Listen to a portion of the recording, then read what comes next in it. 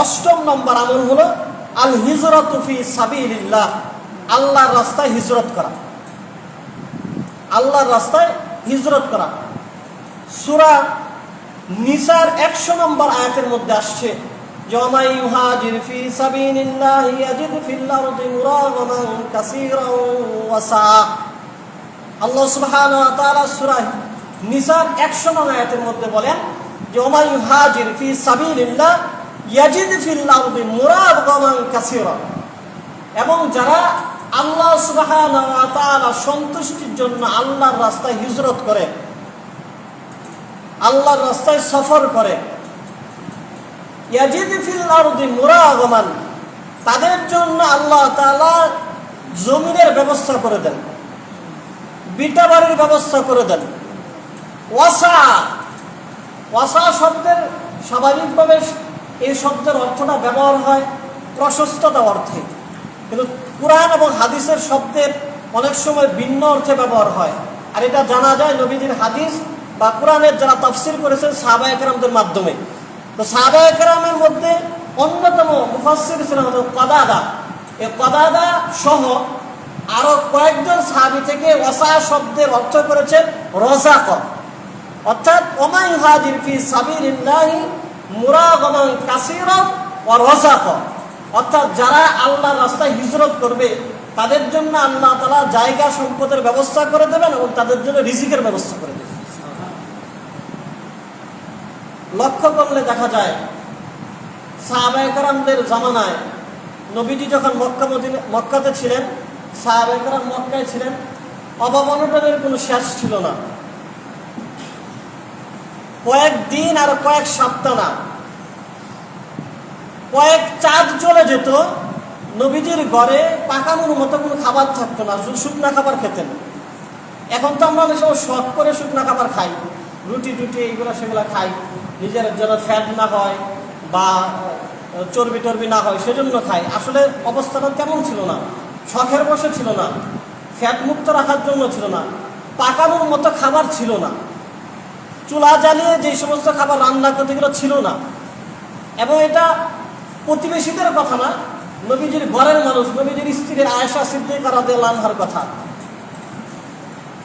যে আমরা নবীজি ঘরে থাকা অবস্থায় এমনও দেখেছি যে কয়েক চাঁদ আমাদের উপর অতিবাহিত হয়েছে, আল্লাহর কসম পাকানোর মতো কোনো খাদ্য খাবার আমাদের ঘরে থাকতো না।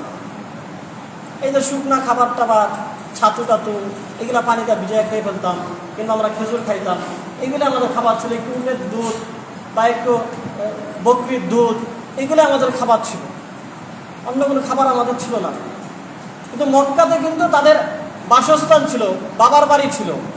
সাহাবায়ে কেরামদের অভাব অনটন এমনই ছিল, সাহাবারা যে খুব বেশি ভালো ছিলেন এমন ছিল না। কিন্তু দেখেন যখন হিজরত করলেন নবীজি সাল্লাল্লাহু আলাইহি ওয়াসাল্লাম, সাহাবায়ে কেরাম হিজরত করলেন, হিজরত করার পর অবস্থা কি হলো, পুরা প্রেক্ষাপটটাই চেঞ্জ হয়ে গেল।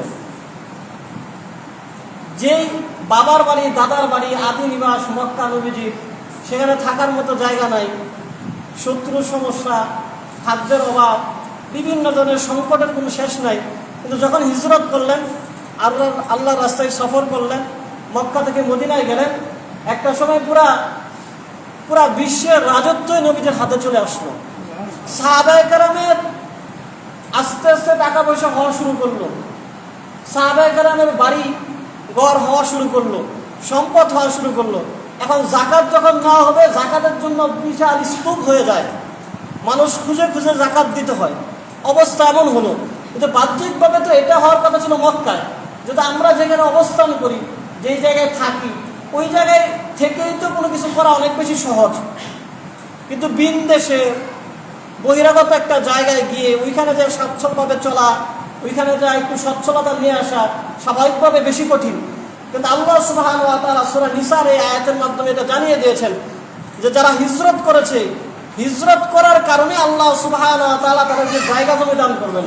মুরাগাবা শব্দের অর্থ হলো মানে স্থানান্তর হওয়া, এবং এই শব্দটা মানে অধিক জায়গা বা জায়গা জমির অর্থ আরবি ব্যাকরণবিদরা ব্যবহার করে থাকেন। আর ওয়াসা শব্দের অর্থ তো রিজিক। অর্থাৎ যখন সাহাবায়ে কেরাম মক্কা থেকে মদিনায় হিজরত করলেন, যদিও তারা একদম মানে জীর্ণ শীর্ণ অবস্থায় ছিলেন। এমন না যে মক্কা থেকে টাকা পয়সা নিয়ে যায় মদিনার মধ্যে বাণিজ্য করেছেন, ব্যবসা বাণিজ্য করেছেন, জায়গা সভা দেখেছেন, এমন না। এটা শুধু হিজরত করার কারণেই আল্লাহ সুবহানাহু ওয়া তাআলা দান করেছেন।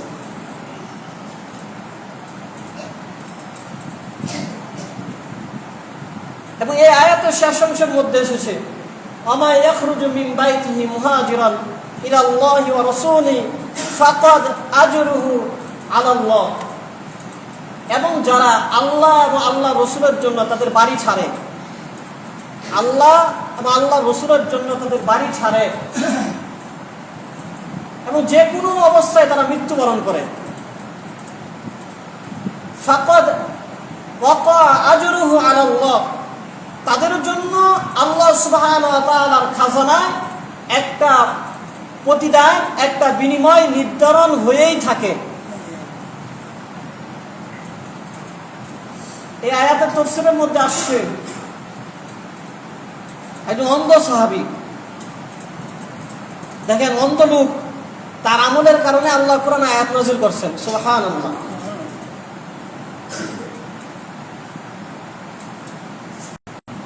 আবু জুমাইরা ইবনু আউস আজ-জারকি, নামটা একটু বড় আরবদের নাম যেরকম হয়। আবু জুমাইরা ইবনু আউস আজ-জারকি, অন্ধ মানুষ। যারা অন্ধ তাদের জন্য হিজরত করার দরকার ছিল না, কিন্তু পরবর্তী সময় এক আয়াত নাযিল হয়েছে, যাদের সামর্থ্য আছে, টাকা পয়সা আছে, তারা যদি অন্ধ হয় বা বয়োজ্যেষ্ঠ হয়, বৃদ্ধ হয়, তারাও যদি হিজরত করে মক্কা থেকে মদিনায় যেতে চায়, তারাও যেন যায়। তো এই অন্ধ লোক ধনী ছিল, সে চিন্তা করলো আগে তো অন্ধদের জন্য হিজরত করার দরকার ছিল না, এখন আমি ধনী মানুষ, আমি ইচ্ছা করলে তো যেতে পারি। কিন্তু সে কিছু দূর যাওয়ার পরে, মক্কা থেকে বের হয়ে কিছু দূর যাওয়ার পরে মারা গেছে। মারা যাওয়ার পরে সাহাবায়ে কেরাম রাদিয়াল্লাহু আনহুদের মধ্যে একটা আফসোস, আরে লোকটা অন্ধ মানুষ, বৃদ্ধ মানুষ, সে এত শখ করে হিজরতের সওয়াব নেওয়ার জন্য, আল্লাহর বিধান নবীজির সুন্নাহ পালন করার জন্য বের হইল, আর রাস্তার মধ্যে মারা গেল। তখন আল্লাহ তাআলা এই আয়াত নাযিল করে দিলেন যে যারা আল্লাহ এবং আল্লাহ রসুলের জন্য বাড়ি ছাড়ে, হিজরত করে, তারা যে অবস্থায় মারা যাক, ফাকাদ ওয়াকা আজরুহু আলাল্লাহ, আল্লাহর পক্ষ থেকে তাদের জন্য নির্দিষ্ট একটা সওয়াবের ব্যবস্থা অবশ্যই থাকবে। ওয়া কানা আল্লাহু গফুরুর রহিমা, আল্লাহ সুবহানাহু ওয়া তাআলা অতিশয় দয়ালু এবং ক্ষমাশীল। এই সম্পর্কে বুখারী বা মুসলিম শরীফে একটা হাদিসও আসছে, সেখানে বলা হয়েছে যে সমস্ত মানুষ আল্লাহর রাস্তার নিয়ত করে বাসা থেকে বের হয়, যারা হজের নিয়ত করে বাড়ি থেকে বের হয়, যারা মসজিদে জামাতে নামাজ পড়ার জন্য বাড়ি থেকে বের হয়, এই সফর অবস্থায় মারা যায়। উমরা বা হজের নিয়ত করে বাড়ি থেকে বের হয়েছে, হজটা সম্পন্ন হয় নাই, ফরজ নামাজের নিয়ত করে বের হয়েছে, মসজিদে আসার আগে মারা গেছেন। আল্লাহর রাস্তায় সফরের জন্য হিজরতের নিয়ত করে বের হয়েছেন। বর্তমানে যদিও ওই ধরনের হিজরত নাই, দাওয়াতুত তাবলীগ মাদ্রাসায় পড়ার জন্য মানুষ যায়, কোনো পীর সাহেবের সহবতের জন্য মানুষ যায়, কোনো মাসালা শিখার জন্য মানুষ ঘর থেকে বের হয়। বুখারী মুসলিম শরীফের হাদিস, এই যে সফর অবস্থায় কেউ মারা গেল, যদি কোনো উমরা এবং হজকারী ব্যক্তি যার সফর অবস্থায় মারা গেল, কিয়ামত পর্যন্ত, হাসরের ময়দানের বিচার কার্য শুরু হওয়া পর্যন্ত তার আমল নামায় হজ এবং উমরার সব লিপিবদ্ধ হতেই থাকবে প্রতিনিয়ত।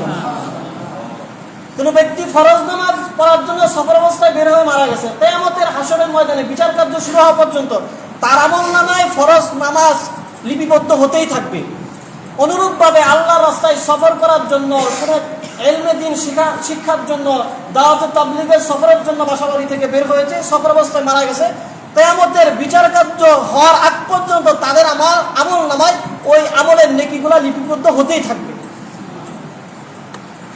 এরকম বুখারী মুসলিম শরীফে একটা ঘটনাও আছে, মশহুর ঘটনা, আপনারা অনেকে হয়তো জেনেও থাকবেন, যে এক লোক 99 জনকে হত্যা করার পরে সে চিন্তা করলো আমার ক্ষমার কোনো রাস্তা আছে কিনা। তখন যার কাছে গেছে, তিনি আসলে আমাদের মতো ছোটখাটো হুজুর আর কি, সে এটার কি ফতোয়া দিবে, দিয়ে আবার কোন বিপদে পড়বে। সে বলছে দূর দেশে একজন ভালো আলেম আছে, তার কাছে দেন, সে একটা ফতোয়া দিয়ে দিবে। কারণ হত্যা 99টা, এরপরে সে আর এটার মধ্যে মাফের আর কোন সুরত। তো সে ওই দূর দেশে বা দূরবর্তী জায়গায় এটা সঠিক মাসালা জানার জন্য, তার মাফের কোনো সুরত আছে কিনা এটা জানার জন্য সে সফরে বের হয়েছে, প্রতিমধ্যে সে মারা গেছে। যেহেতু মারা যাওয়ার পরে ওই যে সফরের হাদিস আছে যে তার আমলনামায় নেকি লেখা হবে, তো জান্নাতের ফেরেশতারা আসে, জাহান্নামের ফেরেশতারা আসে। কারণ ওই যে 99টা খুনের খুনি, 99 জনকে হত্যা করছে, এত বড় পাপিষ্ঠ, কিন্তু শেষ মুহূর্তে তো সে ভালো কাজের জন্য সফর করেছে। এজন্য জান্নাতের ফেরেশতারা আসে, জাহান্নামের ফেরেশতারা আসে। এখন দুই দল ফেরেশতাদের মধ্যে একটা টক্কর লাগছে, তারা জান্নাতে নিতে চায়, তারা জাহান্নামে নিতে চায়। তখন ফেরেশতারা নিজেদের মধ্যে একটা মাশওয়ারা করে ফয়সালা উপনীত হয়েছেন। ফেরেশতারা মাশওয়ারা করলেন যে সে কতটুকু রাস্তা অতিক্রম করেছে, সে যদি ওই লোকের কাছে যাওয়ার জন্য অধিক রাস্তা অতিক্রান্ত করা যায় তাহলে দেওয়া হবে, সে ভালো কাজে অগ্রগণ্য, তাকে মাফ করে দেওয়া হবে, জান্নাতের ফেরেশতাদের কাছে সুপর্দ করা হবে। আর যদি দেখা যায় সে বেশি রাস্তা, কম রাস্তা অতিক্রম করেছে, তাহলে বোঝা যাবে সে 99টা খুনের আসামি, সে জাহান্নামের ফেরেশতারা নিয়ে যাবে। ঘটনাক্রমে হাদিসের কিতাবের মধ্যে আসে সে কম রাস্তার মধ্যে গিয়েছিল, কিন্তু আল্লাহর এরাদা, মানুষ যখন সত্যের পথ অবলম্বন করতে চায়, হেদায়েতের পথ অন্বেষণ করতে চায়, আল্লাহ তার সমস্ত প্রকার রুকাটগুলো, বাধা বিপত্তিগুলো আল্লাহর কুদরতে দূর করে তাদের সত্যের পথ দান করেন। কারণ হেদায়েতের মালিক আল্লাহ, বান্দা তার চেষ্টা অনুযায়ী চেষ্টা করেছে, সামর্থ্য চেষ্টা করেছে। আল্লাহ যদি হেদায়েত না দেয়, হেদায়েত পাবে না কোথায়? তো সে যেহেতু চেষ্টা করেছে, ফেরেশতারা মাপামাপি করে, বারবার মাপে, আল্লাহর কুদরতে ওই রাস্তাটাকে আল্লাহ তাআলা জমিনটাকে প্রশস্ত করে দেন। এই প্রশস্ত করে দেওয়ার কারণে ওই লোক 99টা খুনের আসামি হওয়ার পরেও শুধুমাত্র একটা মাসালা অন্বেষণ করার জন্য, জানার জন্য সফরে বের হয়েছে, আল্লাহ সুবহানাহু ওয়া তাআলা তাকে জান্নাতের ফয়সালা করে দিয়েছে। এজন্য আল হিজরাতু ফি সাবিলিল্লাহ, যারা আল্লাহর রাস্তায় হিজরত করবে, হিজরতের মাধ্যমে আল্লাহ সুবহানাহু ওয়া তাআলা রিজিকের ব্যবস্থা করে দেবেন। আল্লাহ সুবহানাহু ওয়া তাআলা যেন আমাদেরকে হিজরত করার, আল্লাহর রাস্তায় সফরে যাওয়ার তৌফিক দান করে, সবাই বলে আমিন। মুহতারাম হাজিরিন, আল্লাহর পক্ষ থেকে রিজিক প্রাপ্তির 9 নং আমল হলো আল ইহসানু ওয়াল আতফু আলা দুআফা ওয়াল মাসাকিন, অর্থাৎ অসহায়, দুর্বল, গরিব মিসকিন যারা আছে তাদের প্রতি দয়া করা, তাদের প্রতি ভালোবাসা দেখানো। এটা এমন এক আমল যে আমলের মাধ্যমে আল্লাহ সুবহানাহু ওয়া তাআলা রিজিকের ব্যবস্থা দান করেন। গরিব অসহায়দের প্রতি দয়া করা, এজন্যই তো বলা হয়েছে যখন মানুষ যাকাত দেওয়া ছেড়ে দেবে দেশের মধ্যে দুর্ভিক্ষ দেখা যাবে। এজন্যই বলা হয়েছে যখন মানুষ যাকাত ঠিকমতো আদায় করবে দেশের মধ্যে সচ্ছলতা চলে আসবে। কারণ যাকাতটা তো গরিব মানুষ খাবে, আর গরিব মানুষকে দেওয়ার কারণে আল্লাহ তাআলা রিজিকের মধ্যে প্রশস্ততা দান করবেন, রিজিক দান করবেন।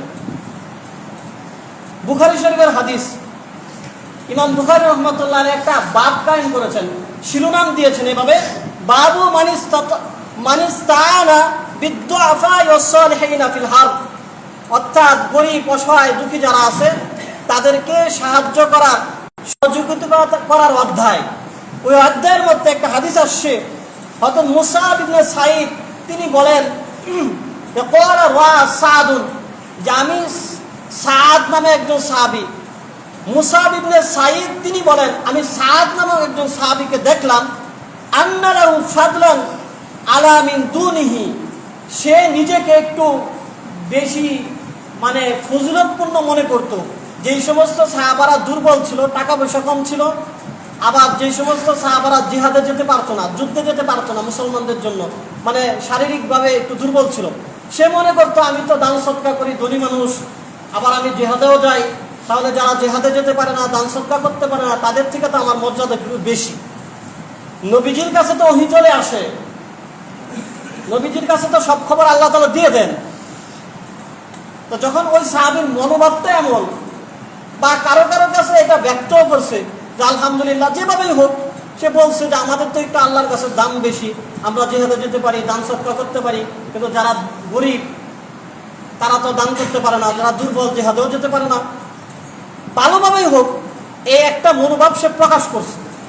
এটা নবীজি সাল্লাল্লাহু আলাইহি ওয়াসাল্লাম যখন শুনছেন, ক্বালা নবী সাল্লাল্লাহু আলাইহি ওয়াসাল্লাম নবীজি বলছেন, হাল তুনসারুনা ওয়া তুরযাকুনা ইল্লা বিদুআফাইকুম।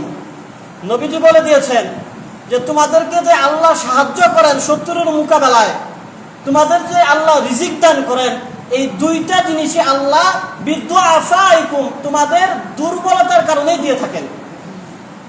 তোমাদের কাছে যারা দুর্বল, অসহায়, গরিব, মিসকিন, শারীরিকভাবে অক্ষম, এই দুর্বলদের জন্যই আল্লাহর সাহায্য তোমাদের কাছে আসে, এই দুর্বলদের জন্যই আল্লাহর রিজিক তোমাদের কাছে আসে। এমন একটা ঘটনা আছে, জুনদুব মিসরি নামক একজন লোক ছিলেন মিশরের। মিসরি বলা হয়, তিনি মাছের ব্যবসা করতেন। এখনকার দিনে তো দেখা যায় যে আমরা যারা মাদ্রাসায় পড়াশোনা করে তারাই হয়তো একটু মানে কোরআন সুন্নাহ সম্পর্কে জানা যায়, এর বাইরে জানার রাস্তা অনেকগুলোই বন্ধ হয়ে যাচ্ছে দিন দিন। আপনি আউট পড়াশোনা করে যে ওইভাবে শিখবেন ওইরকম নাই।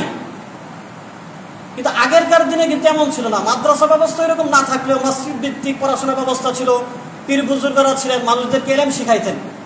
তো উনি মাছের ব্যবসা করলেও উনি মোটামুটি ইসলাম সম্পর্কে ভালো ধারণা ছিল ওনার, এবং ওনাকে ওনার জামানায় ওনার সময়ে ভালো মাপের আলেম এবং ভালো মাপের পীর বুজুর্গ মনে করা হতো। ওনার বাড়িতে ওনার মা অনেক দুর্বল ছিলেন, অসহায়, বিছনায় পড়া ছিলেন। যেহেতু মাছের ব্যবসা করেন, ব্যবসায় কাজে সময় দিতে হয়, তো ওনার মা যতদিন এই বিছানায় পড়া ছিলেন, তো উনি ব্যবসার কাজ করতে গিয়ে অনেক সময় ওনার মাকে দিতে হতো, ব্যবসায় ওইরকম সময় দিতে পারতেন না। কিন্তু যেহেতু আলেম ছিলেন, বুজুর্গ মানুষ ছিলেন, মার খেদমত করতেন, এখানেও যথেষ্ট সময় দিতেন। মনের ভিতরে এই জিনিসটা কাজ করত যে এখন যদি আমি ব্যবসায় আরো বেশি সময় দিতে পারতাম তাহলে তো আমি আরো বেশি আয় রোজগার করতে পারতাম, আমার সংসারটা আরো ভালো চলতো। একসময় ওনার মা মারা গেছেন, এখন দেখা গেল পূর্বে থেকে অনটন আরো বেশি লেগে গেছে। বুজুর্গ মানুষ, উনি আল্লাহর কাছে ওনাদের এই কান্নাকাটি বেশি করে শুরু করছেন যে আল্লাহ, আগে তো মনে হইতো মা আছে, মাকে সময় দিয়ে দেখে ব্যবসা করতে পারি না, কিন্তু এখন তো মা নাই, ব্যবসা এত বেশি সময় দিই কিন্তু অভাব অনটন তো যাই না। খুব কান্নাকাটি করেন, নিজেকে বুঝ দিতে পারেন না যে এত ব্যবসা করি, এখন আগের থেকে বেশি করি, অভাব কেন যায় না। এক সময় তিনি স্বপ্ন দেখছেন যে তোমার ঘরেতে তোমার মা অসহায় ছিল, আল্লাহর দায়িত্ব ছিল অসহায়ের রিজিক দেওয়া, সে যদি কর্মক্ষম না, সে কাজকর্ম করতে পারে না, তোমার কাজকর্মের অল্প কাজের মধ্যে আল্লাহ রিজিকের প্রশস্ততা আর রিজিকে বরকত দিয়ে তার রিজিকটা তোমার মাধ্যমে আল্লাহ ঘরে ঢুকাই দিতেন। এখন যেহেতু দুর্বল, তোমার মা ঘরে নাই, বিছানায় শোয়া নাই, তার বাজেটে রিজিকটা তোমার ঘরে আসে না, তোমাদের জন্য যেটা আসে ওইটা তোমাদের জন্য পরিপূর্ণ হয় না। তা আমাদের অবস্থানটা তো ভিন্ন। আমরা মনে করি শেষ বয়সে বাবা মা যদি আমার ঘরে খায় তাইলে তো একটু সমস্যা, বাবা আরেক ছেলের ঘরে থাকবে তাইলে ভালো, আমরা এগুলো মনে করি। তো বাবা কিন্তু আমার এই 5-7 ছেলেকে একবারই পালছে। আর আমরা সবাই জানি আমাদের বাবাদের অবস্থা আমাদের থেকে অনেক খারাপ ছিল, ওই সময় এরকম কর্ম ছিল না, টাকা পয়সা ইনকাম ছিল না, তারা কিন্তু এরকম করে নাই। এরকম হয় না যে 5টা ছেলে একটা ছেলেকে বিদ্যা মানে যে বিভিন্ন জায়গায় কালক টালক দিয়ে দিছে, বাবা মা পারতপক্ষে এমন করেন না। তা আমরা কিন্তু শেষ বয়সে এমন করি, করার দ্বারা যে রিজিক থেকে বঞ্চিত হচ্ছি, একটা খারাপ আচরণ করলাম বাবা মার সাথে। আল্লাহ আমাদেরকে এই সমস্ত আচরণ থেকে হেফাজত করুন।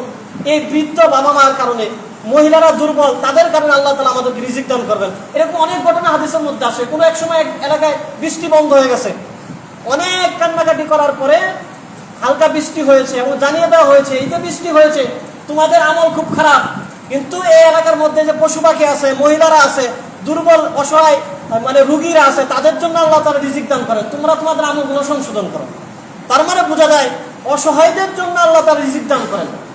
এজন্য অসহায়দের সেবা করা, তাদেরকে সাহায্য সহযোগিতা করা, এর মাধ্যমে আল্লাহ সুবহানাহু ওয়া তাআলা আমাদেরকে রিজিক দান করেন। তো মুহতারাম হাজিরিন, আজকে মোটামুটি আমরা 4টা আমলের কথা শুনলাম যে আমলগুলোর মাধ্যমে আল্লাহ তাআলা রিজিক দান করেন।